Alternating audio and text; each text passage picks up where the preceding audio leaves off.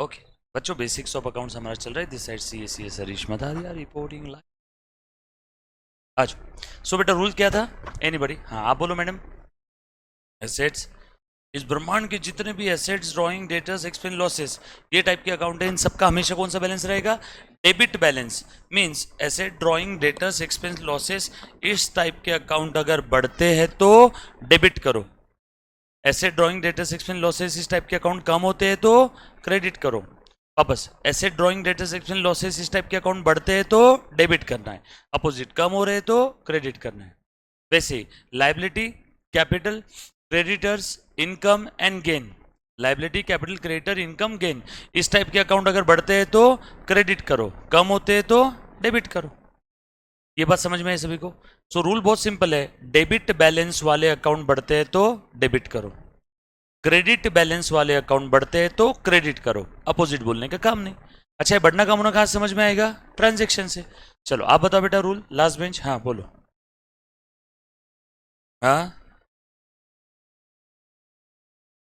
बरोबर है। अच्छा, ये बढ़ना कम होना कहां से समझ में आएगा? ट्रांजेक्शन से। ट्रांजेक्शन बढ़ना है, मातृभाषा में कन्वर्ट करना है और चेक करना है कौन सा अकाउंट बढ़ रहा है, कौन सा कम हो रहा है। हाँ और बताओ बेटा, इसी में अगला पार्ट आप बोलो। बरोबर है। Are credit balance, are always having credit balance. Credit balance if further increase will be credited, कम हो रहा है तो डेबिट करो। बरोबर है। आप बोलो बेटा पूरा रूल एक साथ। हाँ आप ही।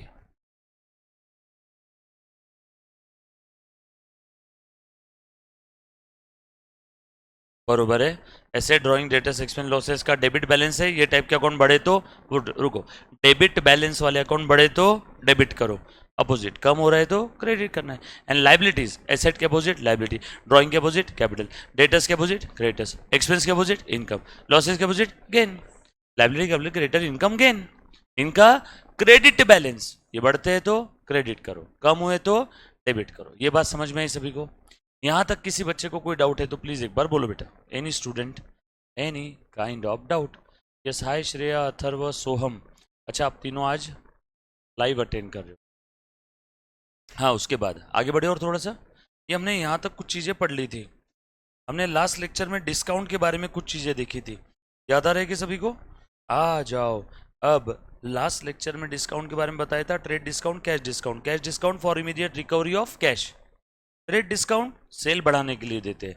ट्रेड डिस्काउंट की अकाउंटिंग हम लोग नहीं करते हैं, कैश डिस्काउंट का अकाउंटिंग होगा। अब मैं ट्रेड डिस्काउंट और कैश डिस्काउंट के कुछ ट्रांजेक्शन आपको बताऊंगा, फिर हम लोग आगे बढ़ेंगे। लिखो अगला ट्रांजेक्शन, लिख मुन्ना ध्यान से लिखो। Examples related to trade discount and cash discount. बरोबर? लिखो, goods purchased, goods purchased worth rupees 10,000, goods purchased worth rupees 10,000 for cash, goods purchased worth rupees 10,000 from Katappa,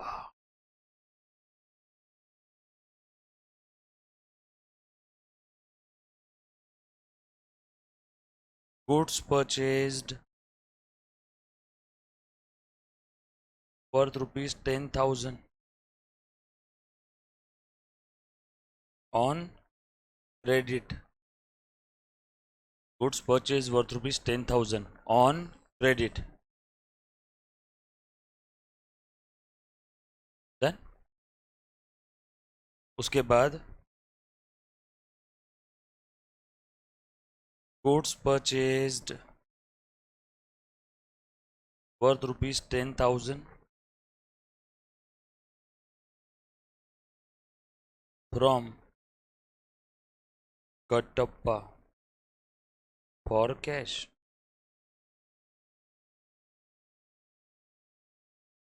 trade discount, cash discount का इसी में हम लोग आगे एग्जांपल एक्सटेंड करते हैं, बट पहले मुझे इसकी एंट्रीज बता दो वन बाय वन।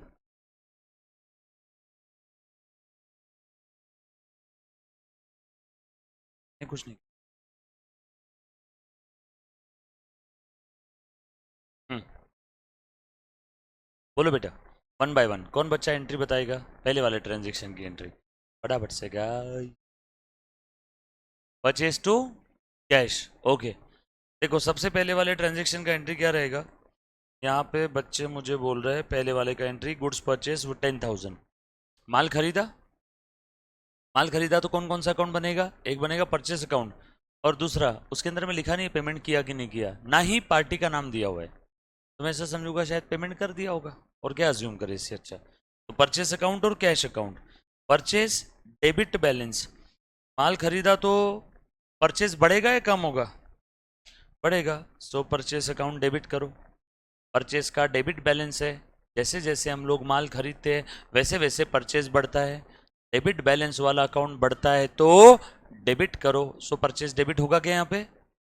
और कैश में मैंने पेमेंट कर दिया, बरोबर है क्या, कैश ये भी असेट है, इसका भी डेबिट बैलेंस, कैश बढ़ती है तो डेबिट, कैश कम हुई तो क्रेडिट। यहाँ पे कैश बढ़ा या कम हुआ, कम हुआ, पेमेंट किया होगा तो कैश कम हो गया, तो कैश को क्रेडिट कर दूं, सो लिख दिया मैंने टू कैश अकाउंट 10,000 10,000। किसी बच्चे को कोई तकलीफ है इसमें, नरेशन लिख देना आपने, गुड्स परचेज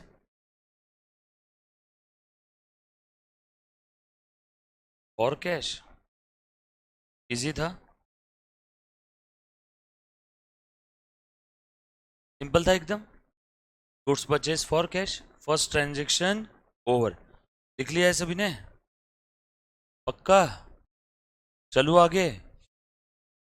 उसके बाद मिटा दूं फर्स्ट ट्रांजेक्शन को,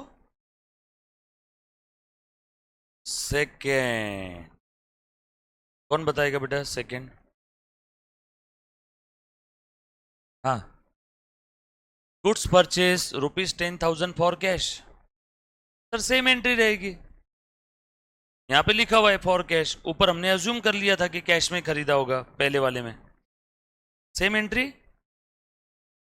purchase account debit to cash account, same जो पहली वाली एंट्री थी, सही है क्या, हो गया दूसरा। तीसरा, पहले दोनों की एंट्री सेम रहेगी, सर फर्क क्या है दोनों में, बस कुछ नहीं, यहाँ पे बोला हुआ था कैश में खरीदा, यहाँ कुछ बोला नहीं था तो हमने अज्यूम कर लिया कि कैश में खरीदा होगा। तीसरा, गुड्स परचेज ₹10,000 फ्रॉम कटप्पा, बोलो बेटा कौन कौन से अकाउंट बनेंगे पहले तो ये बता दो, परचेज अकाउंट और कटप्पा या कैश, कैश या कटप्पा, कटप्पा, ओके। क्यों ऐसा, आपने ऐसा अज्यूम किया क्या कि ये उधारी में माल खरीदा हुआ है। अब ध्यान से सुनना, काफी बार बच्चों को समझने में तकलीफ होती है कि ट्रांजैक्शन नगदी है कि उधारी है, तो कैसे समझना है,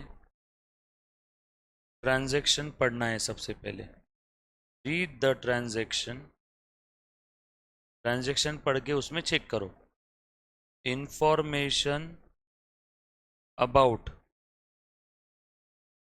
कैश गिवन, ये information about cash, about cash बोलने से अच्छा अबाउट सेटलमेंट लिखता हूँ, सेटलमेंट, तो सेटलमेंट क्या होता है, अरे बाबा मैंने माल खरीदा पैसे दे दिए सेटल हो गया ना, एक और एग्जांपल, माल खरीदा गोल्ड दे दिया सेटल हो गया ना, एक और एग्जांपल, माल खरीदा 10,000 का, 10,000 का मैंने चेक दे दिया सेटल हो गया, माल खरीदा 10,000 का, 10,000 का गोल्ड दे दिया सेटल हो गया, माल खरीदा 10,000 की कैश दे दी सेटल हो गया, यानी ट्रांजैक्शन सेटल हो गया, ऐसा अगर कुछ बोला हुआ है इंफॉर्मेशन अबाउट सेटलमेंट गिवन, तो समझ जाना कि वो कैश ट्रांजैक्शन है, ट्रांजैक्शन सेटल हो गया तो कैश ट्रांजैक्शन है, या फिर information about settlement not given,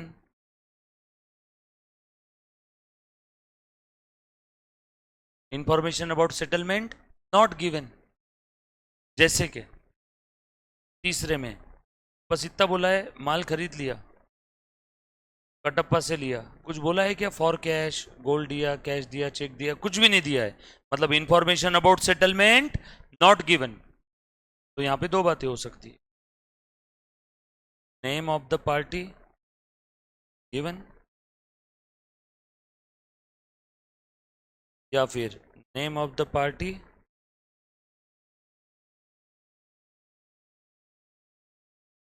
not given.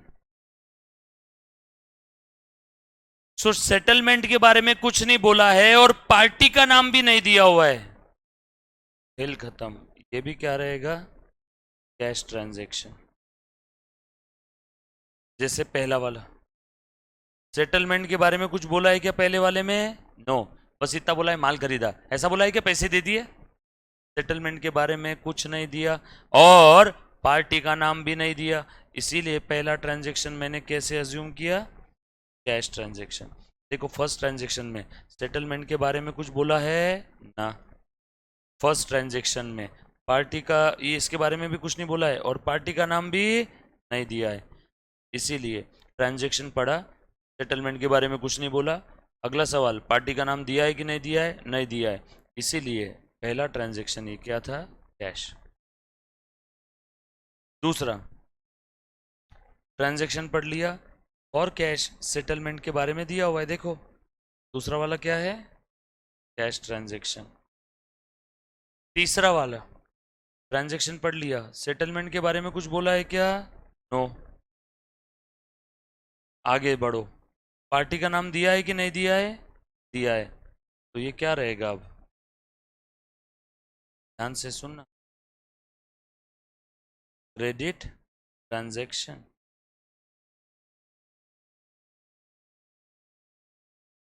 Credit transaction यानी उधारी वाला, बरोबर है? वापस देखो, तीसरा वाला था ना, गुड्स परचेज ₹10,000 फ्रॉम कटप्पा। बताओ, ट्रांजैक्शन पढ़ लिया, सेटलमेंट के बारे में दिया है कि नहीं दिया है? माल खरीदा 10,000 का, 10,000 ये कीमत है, पैसे दिए ऐसा नहीं बोला है, 10,000 वो माल की कीमत है। तीसरे में ऐसा लिखा है पेमेंट कर दिया, तीसरे में ऐसा लिखा है फॉर कैश, तीसरे में ऐसा लिखा है for gold, for asset, for cheque, कुछ बोला है ऐसा? कुछ भी नहीं, मतलब तीसरे में सेटलमेंट के बारे में नहीं दिया है, तीसरे में सेटलमेंट के बारे में नहीं दिया है। तो अगला सवाल क्या पूछेंगे? हे ट्रांजैक्शन बता, क्या पार्टी का नाम दिया है कि नहीं दिया है? तीसरे में पार्टी का नाम दिया है जिससे खरीदा, खेल खत्म। तीसरा वाला कौन सा ट्रांजैक्शन है? Credit transaction. अब जीवन में कभी तकलीफ नहीं आनी चाहिए, ट्रांजैक्शन नगद है या उधारी है, कैसे पहचानोगे? चार्ट की मदद। ये चार्ट जैसे जैसे बोल रहा है वैसे वैसे आगे जाते जाओ, जवाब अपने आप मिल जाएगा। कोई मेहनत करने का काम है क्या? नो। चलो, तो तीसरे वाले ट्रांजैक्शन में सेटलमेंट के बारे में दिया था या नहीं दिया था? नहीं दिया था। तो अगला सवाल यही पूछना, बच्चे क्या करते? डायरेक्टली ट्रांजैक्शन पढ़ते, पार्टी का नाम दिया तो डायरेक्ट बोल देते कि क्रेडिट ट्रांजैक्शन है। ऐसे गलती मत करना, पार्टी का नाम दिया हुआ है इसका मतलब क्रेडिट ट्रांजैक्शन है ऐसा नहीं रहेगा, आपने ये फ्लो फॉलो करना है। यस और नो? तो ध्यान से सुनो, तो तीसरे ट्रांजैक्शन में सेटलमेंट के बारे में कुछ नहीं बोला है। अगला सवाल, पार्टी का नाम दिया है कि नहीं दिया है? पार्टी का नाम दिया है, तीसरे में पार्टी का नाम दिया है, देयरफॉर तीसरा उधारी ट्रांजैक्शन। अब आगे बढ़ो, अब बोलो कौन कौन से अकाउंट बनेंगे तीसरे में? एक परचेस अकाउंट, माल खरीदा तो परचेस बढ़ेगा, परचेस का डेबिट बैलेंस बढ़ता है तो डेबिट करो। और दूसरा कौन सा अकाउंट बनेगा? अब ध्यान से सुनना, उधारी वाला ट्रांजैक्शन है ना, जब भी हम लोग किसी से उधारी में कुछ लेते हैं या जब भी हम लोग किसी को उधारी में कुछ देते हैं या जब कभी भी ट्रांजैक्शन की वजह से पार्टी के साथ मनी और मनीज वर्थ में लेन देन पेंडिंग है, बराबर ना? जब कभी भी ट्रांजैक्शन में पार्टी के साथ मनी और मनीज वर्थ में कुछ लेना या देना पेंडिंग है तो समझ जाओ पार्टी का अकाउंट बनेगा। अब यहाँ पे कटप्पा से हमने उधारी में माल खरीदा तो मुझे कटप्पा को पैसे देने हैं क्या? यस, मैंने कटप्पा से उधारी में माल खरीदा, क्रेडिट ट्रांजैक्शन है तीसरा वाला, तो कटप्पा मेरा क्रेडिटर है, मुझे कटप्पा को पैसे देने हैं। जब भी किसी पार्टी के साथ मनी और मनी जरूरत में लेन देन पेंडिंग है तो पार्टी का अकाउंट बनेगा, तो एक बनेगा कटप्पा अकाउंट। कटप्पा मेरा क्या बन गया? क्रेडिटर। कटप्पा को पैसे देने हैं, कटप्पा क्या बन गया? क्रेडिटर। क्रेडिटर का क्रेडिट बैलेंस, क्रेडिटर बढ़ते हैं तो उन्हें क्या करो? क्रेडिट करो। तो लिखो टू कटप्पा अकाउंट है 10,000, 10,000। ये बात समझ में आई सभी को? इसमें किसी बच्चे को कोई डाउट है? सिंपल था एकदम। तो आसान है ना? तो बच्चों ध्यान से सुनना। तीसरे वाले ट्रांजेक्शन में मैंने माल खरीदा, पार्टी का नाम दिया हुआ था, बरोबर है, और सेटलमेंट के बारे में कुछ नहीं बोला था। पार्टी का नाम दिया हुआ था, सेटलमेंट के बारे में कुछ नहीं बोला है, तो क्या रहेगा? Credit transaction. उधारी में खरीदा तो पार्टी का अकाउंट बनेगा। क्यों बनेगा? क्योंकि लेन देन बाकी है। क्या बाकी है? देना बाकी है। क्या देना है? 10,000 रुपए। तो कटप्पा मेरा क्या बन गया? क्रेडिटर। कटप्पा क्रेडिटर बन गया, यानी क्रेडिटर्स बढ़ गए। जैसे जैसे आप उधारी में माल खरीदते हो वैसे वैसे क्रेडिटर्स बढ़ते हैं। क्रेडिटर्स का क्रेडिट बैलेंस बढ़ते हैं तो क्रेडिट करो। यस और नो? चौथा ट्रांजेक्शन लिख लिया है सभी ने? पक्का? चौथा ट्रांजेक्शन पढ़ के बताओ मुझे अब। Goods purchase ₹10,000 on credit. चलो ट्रांजेक्शन रीड कर लिया। सेटलमेंट के बारे में दिया हुआ है कि नहीं दिया हुआ है? दिया हुआ है। क्या बोला है? उधारी में खरीदा, मतलब सेटलमेंट कब होगा? फ्यूचर में। दिया है ना सेटलमेंट की इंफॉर्मेशन? बट ध्यान से सुनना। अच्छा, ट्रांजेक्शन सेटल हुआ ऐसा नहीं बोला है। उधारी में ना रे बच्चों, सॉरी, कैश थोड़ी है, उधारी में डायरेक्टली बोल दिया है। तो यहाँ पे चार्ट अप्लाई नहीं किया तो भी चलेगा। समझ में आ रहा है क्या? श्योर शॉर्ट आपको क्वेश्चन में दे दिया सारी चीजें। क्या बोल दिया यहाँ पे कि उधारी में खरीदा माल, तो ये कैश ट्रांजेक्शन है या क्रेडिट है? देखने की जरूरत है क्या है चार्ट? ये चार्ट नहीं देखा तो भी चलेगा। डायरेक्ट आपका आंसर क्या आ गया? क्रेडिट। सर आपको कहाँ से समझा? क्वेश्चन में लिखा हुआ है ऑन क्रेडिट। तो अब बताओ, तब जबरदस्ती हम लोग फॉलो करेंगे क्या चार्ट? यस और नो? आप लोगों को मुंबई जाना है तो आप कौन से रास्ते से जाओगे? ऐसे चार्ट फॉलो, वाया लोनावला, फिर फिर से सवाल पूछ रहा हूँ आपको। मुंबई जाना है, कौन से रास्ते से जाओगे? और आगे ब्रैकेट में लिखा हुआ है कि आप मुंबई में हो। फिर काहे का पुणे, काहे का लोनावला, कुछ चार्ट फॉलो करने की जरूरत है क्या? आप मुंबई में हो।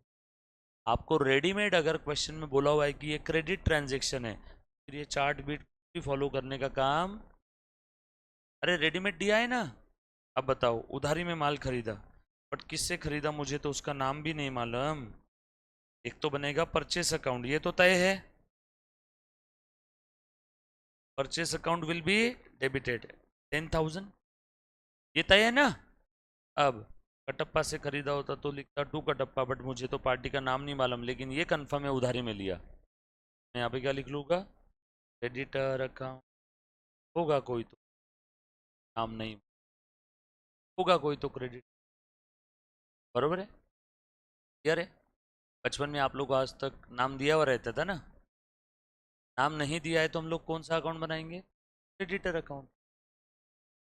तो क्रेडिटर कौन है? नहीं मालूम, दिया ही नहीं है। Generic name creditor.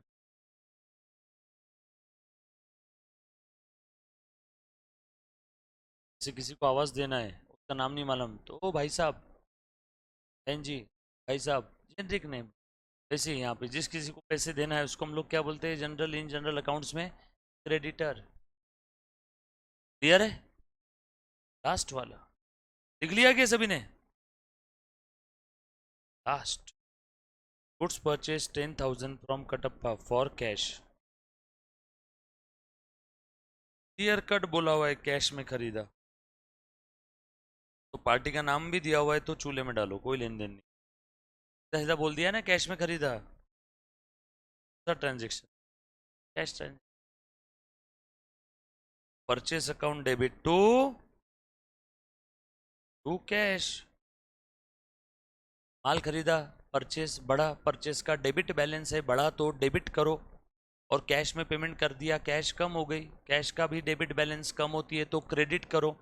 तो परचेस अकाउंट डेबिट हुआ और कैश अकाउंट क्रेडिट हुआ। Sir no? नरेशन में लिख देंगे goods purchase, goods purchased for cash from Kattappa. Narration में लिख देंगे कटप्पा से खरीदा था नगद में। बट कटप्पा का अकाउंट नहीं बनेगा। क्यों? क्योंकि कोई लेन देन बाकी है क्या? अरे आप किराना दुकान पे गए, आपने दूध का पैकेट लिया, 50 रुपए दे दिए, दूध का पैकेट ले लिया, और किराना दुकान वाला फिर भी आपको आपका नाम पूछ रहा है, आप क्या बोलेंगे? क्या संबंध? पैसे दिए ना तेरे, तो लेन देन कुछ बाकी है क्या? तो नाम क्यों पूछ रहा है? यस और नो? तो जब ट्रांजेक्शन सेटल हो गया, जब लेना देना बाकी ही नहीं है, तो आप अकाउंट बनाओगे क्या जबरदस्ती? कोई फायदा है क्या? इसलिए नरेशन में लिख दो, किससे माल खरीदा था? कटप्पा से, बट कटप्पा का अकाउंट नहीं बनेगा। क्यों नहीं बनेगा अकाउंट? क्योंकि कटप्पा से ना लेना बाकी ना देना बाकी, माल लिया, पैसे दे दिए, लेन देन पेंडिंग ही नहीं है। उधारी वाले ट्रांजेक्शन में लेन देन पेंडिंग होता है, और जब लेन देन पेंडिंग है तो ही पार्टी का अकाउंट बनता है, नहीं तो पार्टी का अकाउंट नहीं बनेगा। ये बात समझ में आई सभी को? पक्की बात? चलो आगे। और उधारी वाला ट्रांजेक्शन है, क्रेडिट ट्रांजेक्शन है, और पार्टी का नाम नहीं पता है, तो क्या अकाउंट बना लेंगे? Creditor account. क्लियर? चलो आगे। ये लिख लिया सभी ने? के बाद ध्यान से सुनना। अब लिखो फिर से एक और example. Goods purchased worth 10,000 at 10% trade discount. Goods purchase worth rupees 10,000 at 10% trade discount. Goods purchased worth rupees 10,000 at 10% trade discount. Clear? हाँ मुन्ना, बोलो क्या ट्रांजेक्शन रहेगा यहाँ पे? एक तो बनेगा परचेज अकाउंट, बराबर है, और ट्रेड डिस्काउंट जब भी दिया रहता है तो हमने क्या पढ़ा था? Straight way deduct, straight way deduct, straight way deduct the amount of trade discount, लिखवा के दिया था क्या? From transaction price and pass the entry for balance amount. बोलो, देखा था ट्रांजैक्शन प्राइस 10,000, ट्रेड डिस्काउंट कितना था? 10%। 10,000 का 10% 1,000, बचा कितना? Balance amount. ये बैलेंस अमाउंट की हम लोग क्या करेंगे? एंट्री। परचेस अकाउंट डेबिट, और पैसे दे दिए होंगे। यहाँ पे पार्टी के बारे में कुछ बोला नहीं है, सेटलमेंट के बारे में कुछ बोला नहीं है, तो अज्यूम करें था इसमें। बोलो, ट्रेड डिस्काउंट का 1,000 का कहीं पे भी अकाउंट बना क्या? कहीं कुछ आया अकाउंटिंग में? आया नरेशन में? Goods purchased at 10% trade discount, हो गया वो पूरा पूरा लिखना बेटा एज इट इज। समझ में आया? तो आज के बाद अगर आपसे कोई ट्रेड डिस्काउंट का अकाउंट क्यों नहीं बनता, तो उसको बोलना उसके पीछे वजह सुन। ट्रेड डिस्काउंट ये अक्रॉस द काउंटर दिया जाता है, और स्ट्रेट वे प्राइस में से ही उतना अमाउंट कम कर दिया, तो पूरा का पूरा ट्रांजेक्शन ही बची हुई अमाउंट का है, तो हम लोगों को ट्रेड डिस्काउंट कहीं पे कंसिडर करने की जरूरत ही नहीं। अरे हमने कीमत ही कम कर दी ना। यस और नो? तो जो भी लेन देन रहेगा वो सब लेन देन किससे रिलेटेड है? बैलेंस अमाउंट से रिलेटेड। जो भी लेन देन रहेगा वो किससे रिलेटेड है? बैलेंस अमाउंट से रिलेटेड। All set? डन? के बाद goods purchased for rupees 10,000 at 10% trade discount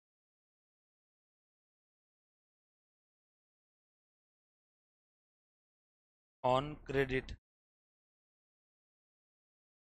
from टप्पा। बोलो अगेन, सेम चीज। ट्रेड डिस्काउंट है तो straight way deduct the amount of trade discount from transaction price and pass the entry for balance amount. Trade discount सारे transaction में आता है, चाहे कैश हो चाहे क्रेडिट हो, दिमाग नहीं लगाना है बिल्कुल भी। देखो, परचेज अकाउंट डेबिट आएगा 9,000 और 2 पैसे दिए रहते तो लिखता 2 कैश, पर उधारी में खरीदा तो कटप्पा मेरा क्या बन गया, क्रेडिटर। क्रेडिटर का क्रेडिट बैलेंस, क्रेडिटर्स बढ़ते हैं तो क्रेडिट करो, नरेशन लिख बचे on credit at 10% rate discount.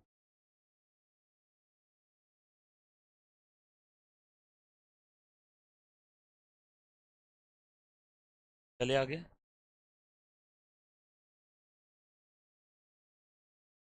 Next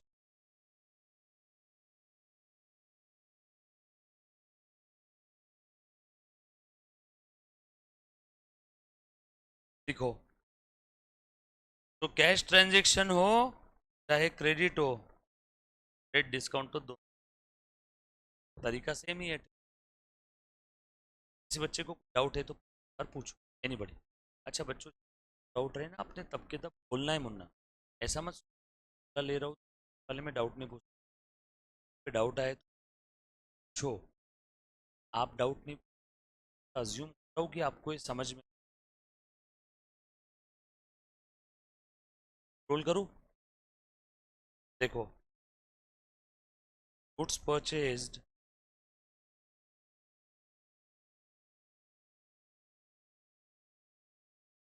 worth ₹10,000 at 10% rate discount and 5% cash discount और कैश मतलब नगदी में जाए, और कैश मतलब नगद परचेस किया बेटा। बोलो एंट्री क्या रहेगी, अगेन सेम तरीका। ट्रांजैक्शन प्राइस कितना था, 10,000। सबसे पहले क्या करो, straight way deduct the amount of trade discount. भले दोनों डिस्काउंट दिए बट सबसे पहले क्या माइनस करना है, trade discount minus trade discount 10% आया 1,000। बचा कितना, बैलेंस की एंट्री। और ये पूरा पैसा मैं नगद दे रहा हूँ सामने वाले को, सामने वाले ने खुश होकर मुझे क्या दिया, कैश डिस्काउंट 5%। बरोबर ना, पूरा पैसा देने के लिए तैयार हूँ, तो इसका 5% डिस्काउंट दिया। बोलो कितना होता है, मैंने पैसा कितना दिया होगा उसको।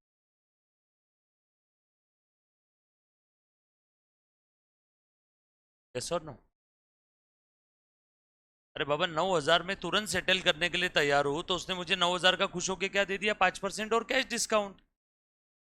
बोलो एंट्री क्या रहेगी, मैंने माल कितने का खरीदा, 9,000 का, 10 नहीं आएगा, ये अकाउंटिंग में नहीं आएगा बेटा कहीं पे भी। अकाउंटिंग जो भी होगी कहाँ से होगी, यहाँ से। फ्रेंड्स सभी को 9,000 यार, तो परचेस अकाउंट डेबिट 9,000।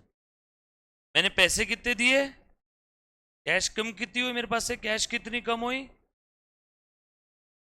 8,550। कैश कम हो गई तो कैश को क्रेडिट करो, 8,550। कैश कम हो, कैश को क्या करो, क्रेडिट करो, 8,550 के बाद डिस्काउंट मुझे कितना मिला। सर आपको किस समझा आपको डिस्काउंट मिला, अरे मैं परचेसर हूँ, मैं बायर हूँ, बायर को डिस्काउंट मिलता है, मुझे डिस्काउंट कितना मिला, 450 रुपये डिस्काउंट मिला। वेट, डिस्काउंट मिला तो मेरे लिए खर्चा है कि इनकम है, इनकम। डिस्काउंट बांट रहा हूँ तो खर्चा, मिल रहा है तो इनकम गेन है ना, डिस्काउंट मिल रहा है तो मेरा फायदा है। फायदे का credit balance, all liabilities capital creditors income gain, फायदे का क्रेडिट बैलेंस, फायदा बढ़ता है तो क्रेडिट करो। फायदे का नाम क्या है, अकाउंट, डिस्काउंट अकाउंट 450। बात समझ में आई क्या सब, कौन से डिस्काउंट का अकाउंट बना, कैश डिस्काउंट। तो लिखो ना ऐसा कैश डिस्काउंट, लिखने की जरूरत नहीं। डिस्काउंट अकाउंट बना मतलब कंफर्म कैश ही है, ट्रेड का तो अकाउंट बनता ही नहीं है, तो अकाउंट बना तो कौन सा डिस्काउंट होगा, कैश डिस्काउंट ही होगा। डाउट है तो अरे देखो, समझो, इसे देखो, डाउट आए तो मुझे वापस पूछो, सर घुमाओ, आप अपने आप से पूछो क्या हो रहा है, कौन सा कैसे डेबिट हुआ, क्यों नहीं समझा तो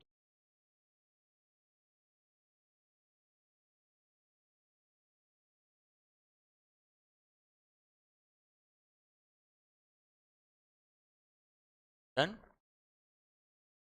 चलो आगे, कहा सभी ने, थोड़ा सा और detail.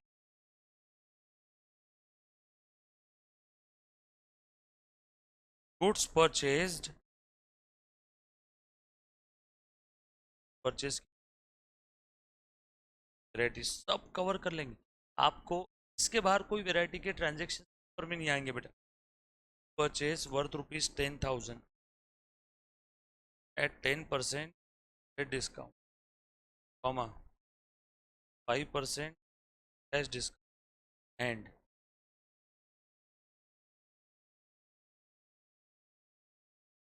1/4 amount paid in cash, balance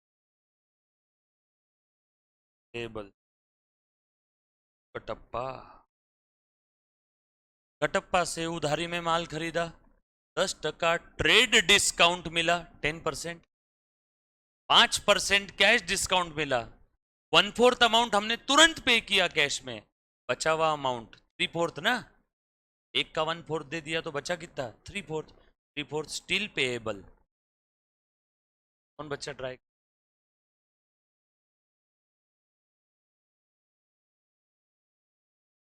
देखो तो, चलो ये बताओ पहले, ए मुन्ना देख, 10,000 का माल था, सबसे पहले first of all deduct the amount of trade discount from the transaction price, yes और नो, करो, माइनस ट्रेड डिस्काउंट का परसेंट, 10%, आया 9,000 ना, deduct the amount of trade discount from the transaction. अब उसके बाद हुआ क्या मालूम है, मैं पूरा पैसा, पिछले वाले केस में मैंने पूरा 9,000 देने के लिए तैयार था, तो पूरे 9,000 पे मुझे डिस्काउंट मिल गया था। इस बार मैं कितना पैसा देने के लिए तैयार हूँ, ओनली 1/4, तो मुझे कैश डिस्काउंट भी कितने अमाउंट पे मिलेगा, 1/4, जितना कैश दे रहा हूँ उस पर कैश डिस्काउंट मिलेगा ना, पिछले वाले केस में पूरा दे दिया तो पूरे 9 पे डिस्काउंट मिला, यहाँ पे 1/4 ही देने के लिए तैयार हूँ, मतलब 3/4 बाद में दूंगा, यानी 3/4 पेबल, 1/4 निकालो 9,000 का, 9,000 है बेटा 2,250, पेइंग नाउ, अमाउंट आया 2,250, ये इतना अमाउंट मैं तुरंत देने के लिए था, बचा हुआ अमाउंट देना बाकी, पेबल टू कटप्पा, सही है ना। अब इतना अमाउंट मैं कटप्पा के पास लेके जा ही रहा था, कटप्पा ने बोले अच्छा आप इतना अमाउंट तुरंत देने के लिए तैयार हो, मैंने बोला हाँ, चलो हम भी आपको 5% डिस्काउंट देना, चलो इसका 5%, 112.5,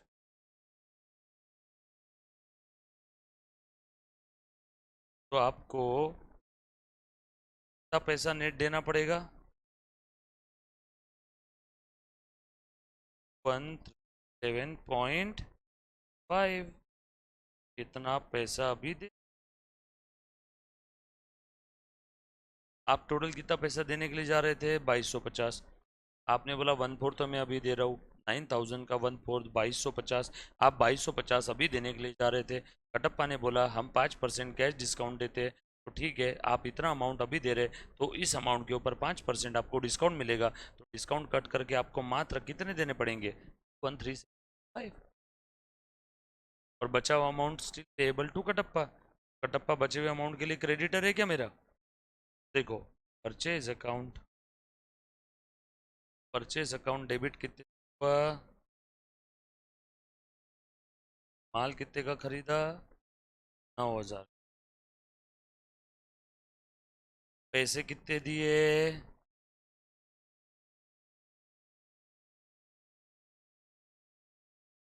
कितने देना बाकी है? पैसे दिए तो डिस्काउंट कितने का मिला? डिस्काउंट मिला तो मेरा फायदा हुआ क्या? फायदे को क्रेडिट करूं क्या?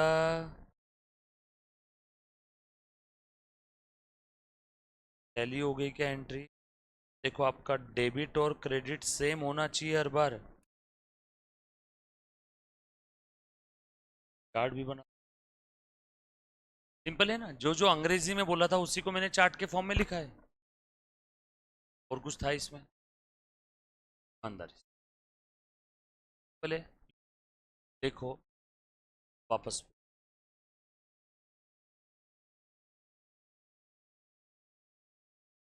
एक मैं आपको वक्त दे रहा हूँ।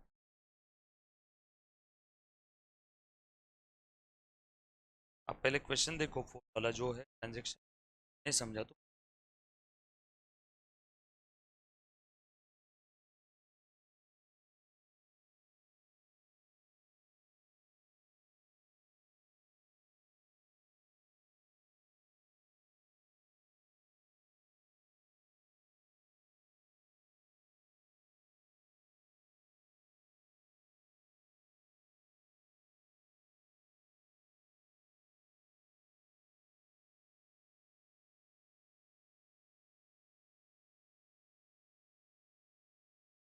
बैलेंस ये बोलने, बैलेंस